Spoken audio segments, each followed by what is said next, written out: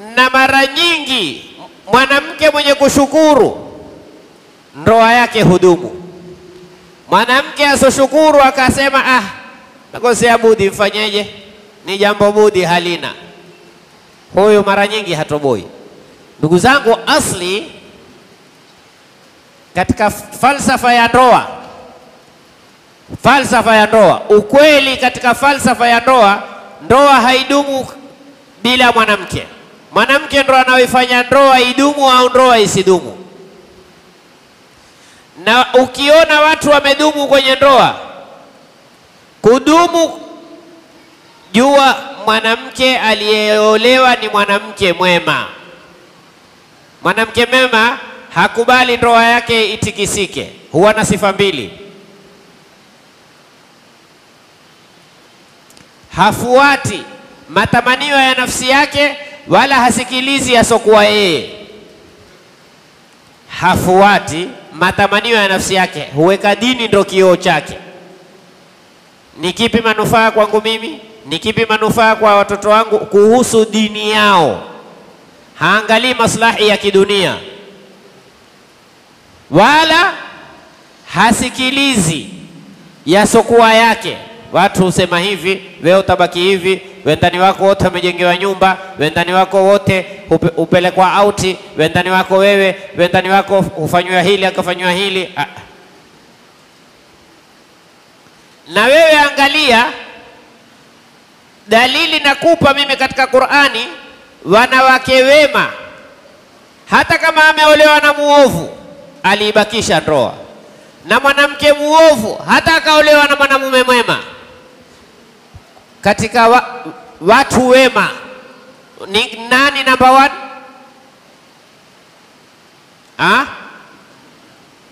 Hamuwayui nyinyi? Katika watu wema number one walioshika bendera kwa wema ni watu wa aina gani? Maswahaba. Mitume.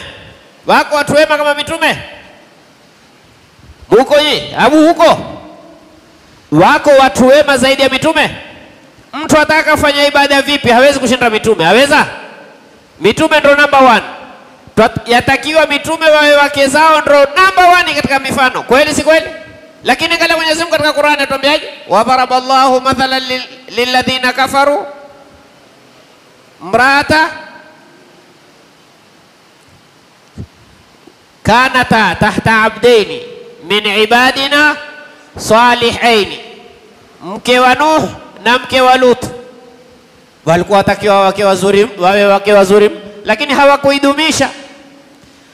Na Qur'ani ukisoma katika Qur'ani ukaona kilma cha mraa, hata kama ana mume, kuna tofauti katika Qur'ani ikija mraa na zauja. Mraa ni mke ameolewa, lakini yeye na mume hakuna insijamu katika mapenzi. Lakini ukisikia zauja wa aslahna lahu zaujahu, jua ni mke umefahamu? Jamanini, si kila walioana wameoana roho, kuna wengine huoana nini?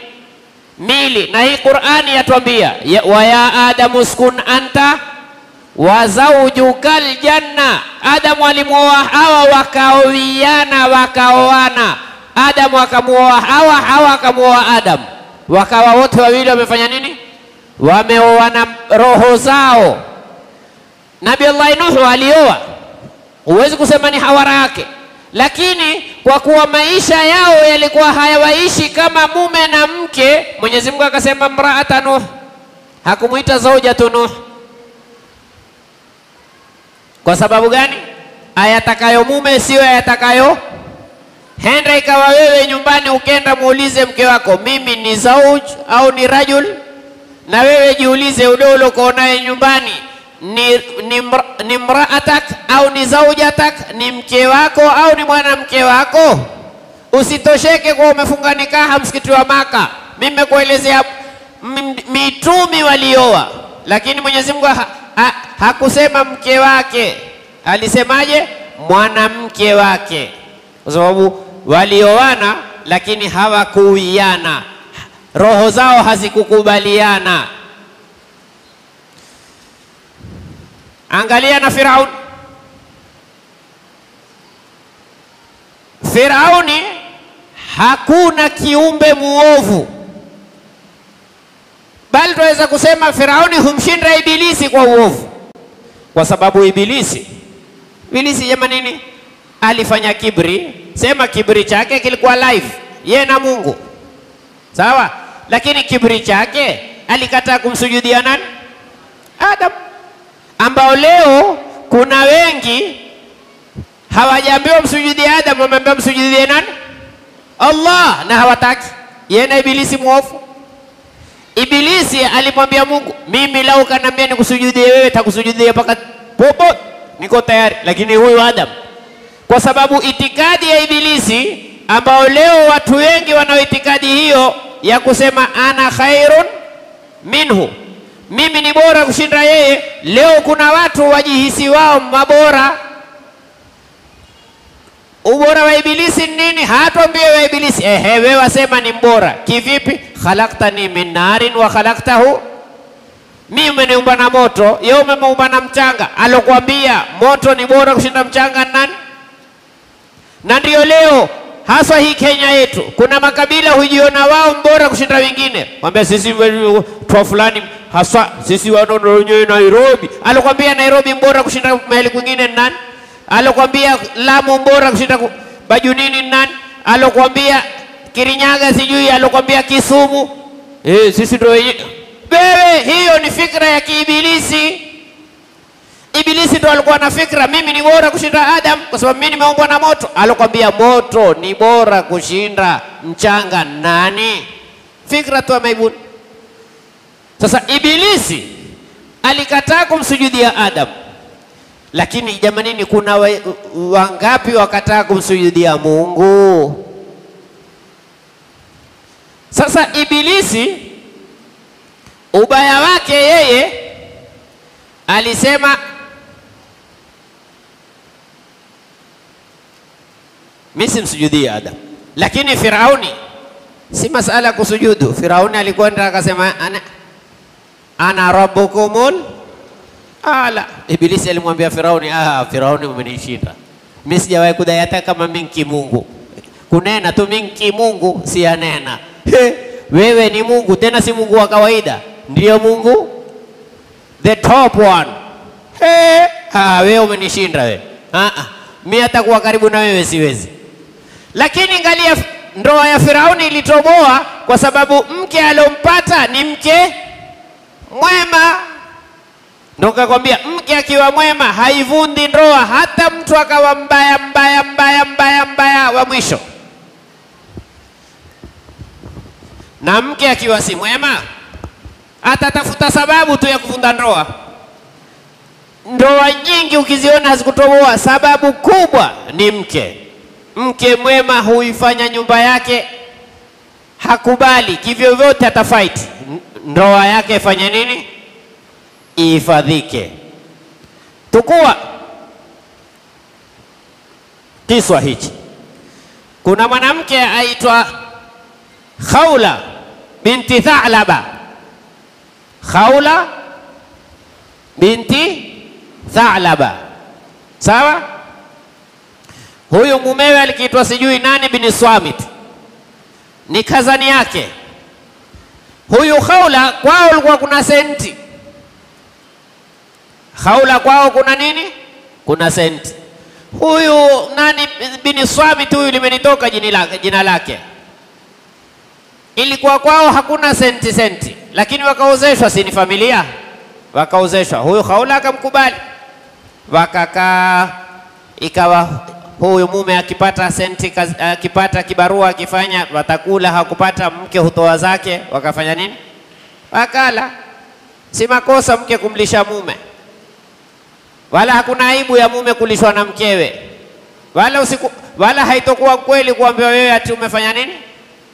Kwa hivyo sisi Waswahili tuna msemo waambiwa umeipatia jike tajiri ndo niowe, nitakupa kila kitu. Uleme olewa yeye, haina neno, mimba atabeba na mwewe yeye. Basi wewe na mkeo mwajuana, kwani hata mke wako akakuita mke wangu, mwambie naam mume wangu, sawa, lakini mimba atakayekubeba nani? Mwisho wa kuisha atia mimba hujulikana nani, na beba mimba atajulikana nani, au sio? Wewe mwambie mwate kuite mke wangu, lakini wewe tandike mimba kila maliza 40 mtwange nyingine, kimaliza 40 mtwange nyingine, mpaka mwenyewe atajua sasa mimi kule kumbe ni mke. Mwambie aingia uleba mwanamke mwanamume, hapo ndipo atajua. Sio wewe mwanamume, mbona enda uleba? Enda kufanya nini? Kusaidia haja ndogo? Fanya mateso wewe. Sasa wakaishi hawa, wakaishi vizuri kwa kupendana, kwa kusikilizana. Siku hiyo mume amekuja nyumbani na mahangova, amtaka mkewe, mkewe atoka kutawadha, akamwambia subiri swali, amwambia mwanzo taka ile ngoja swali, mwambia wakati utatoka bwana, wata mimi swali. Ule mwanamke Allahu Akbar, mume zikampata, ikabidi amwambie mkewe, wewe kwangu mimi ni haramu mimi kustarehe na wewe kama kustarehe na mamangu.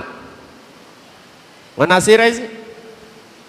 Mke uswali si usubiri, yani mume ushishie mkononi, salala hela stamili, hataki, hakuna kuswali, mwanzo niangalie mimi. Na mwanamke naye kaona mwanzo Mungu, mume likamtoka bwana, mimi sasa kulala na wewe kama kulala na mamangu. Sasa ilikuwa imezoeleka zamani, mtu hii yaitwa dhihar. Dhihar yani wewe ni kumfananisha mke wako na mgongo wa mtu ambaye kwamba si halali yako, binti yako, ukhti yako, mamako.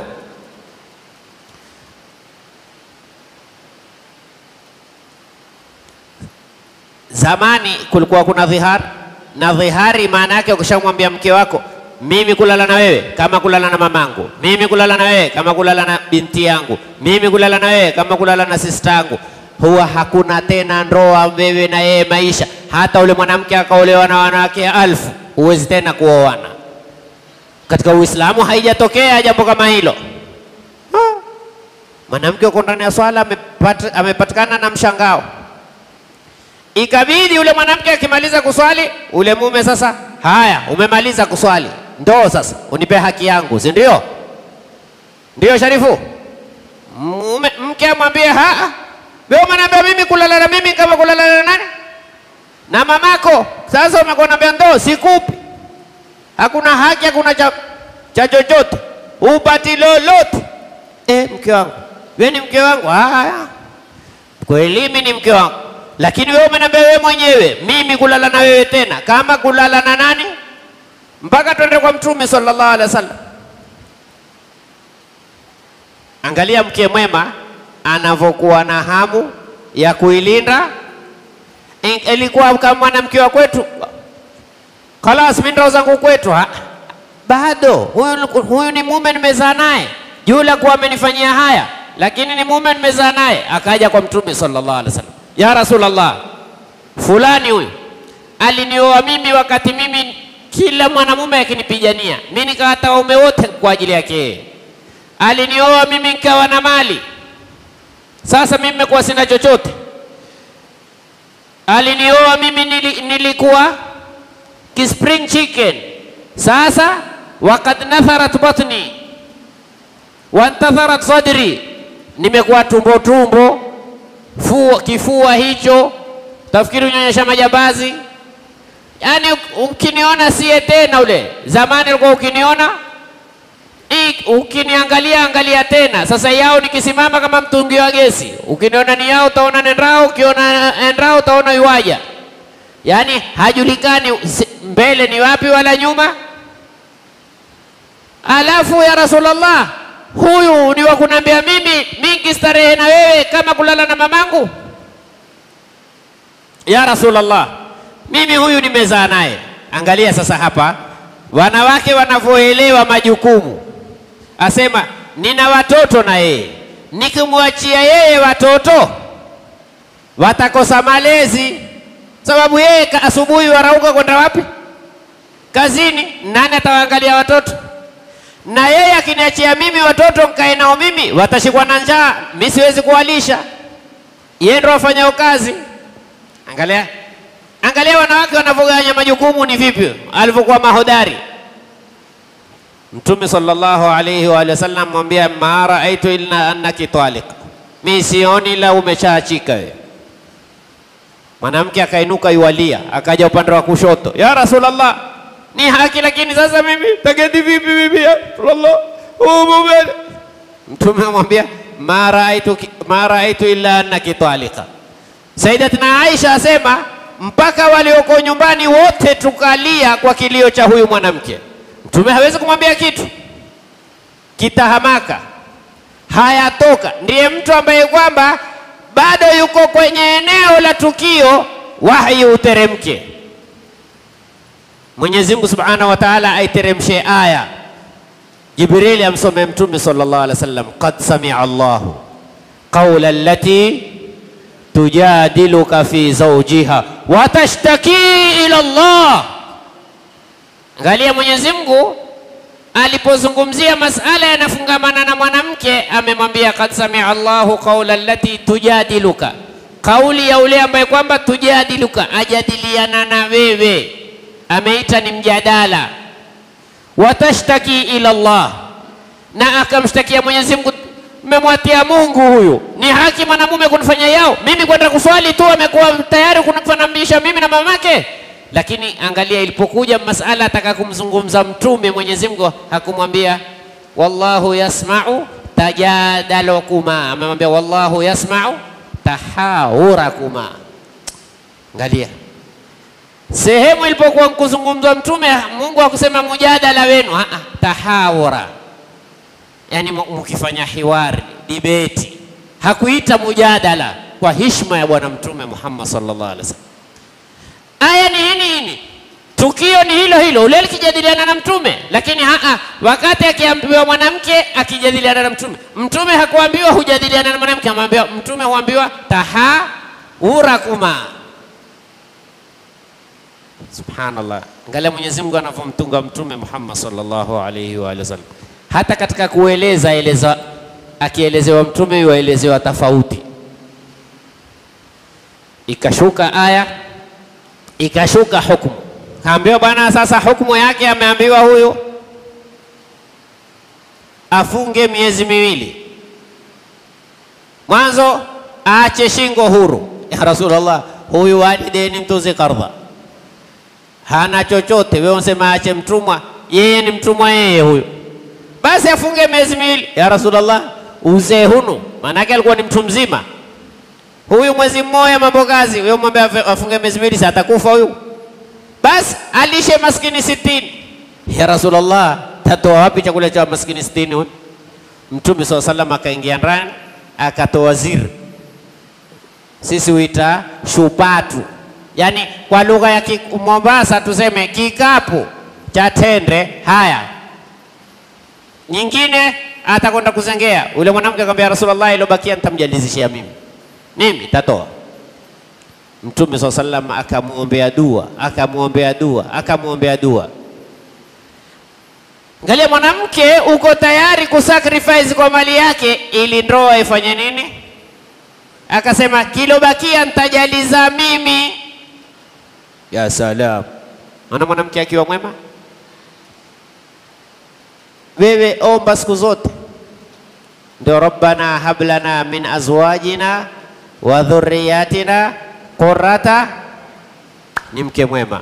Na ndio Mtume akasema man razaqahu Allahu mra'atan saliha, mke mwema. Usitague mke mzuri, tagua mke mwema anayeswilihi kukaa nyumbani. Itaua mwanamke anayeswilihi kuingia TikTok na Facebook na wapi, atakupeleka mbio hoyo.